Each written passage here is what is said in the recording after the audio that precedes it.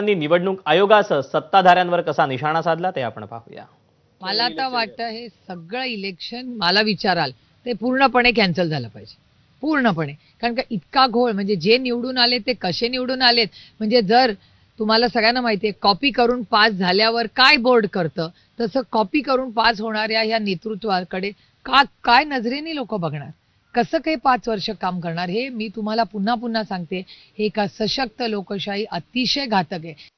म्हणूनच या सगळ्या निवडणुकीचा गोडबंगाल आणि खेळखंडोबा झाल्याचं सगळं पुढे येतो आहे। काय हा पोरखेळ आहे? राज्य सरकार आणि निवडणूक आयोग याला दोनही जबाबदार आहे। निवडणूक आयोग राज्य सरकारच्या हातचं बाऊल झालेलं आहे, हे आता लपून राहिलेलं नाही, त्यांच्या इशाऱ्यावर काम करते। निवडणुकीच्या निकालापर्यंत कायम असलेली आचारसंहिता शिथिल करण्यासाठी निवडणूक आयोग कोर्टात जाणार असल्याची माहिती सूत्रांनी दिली।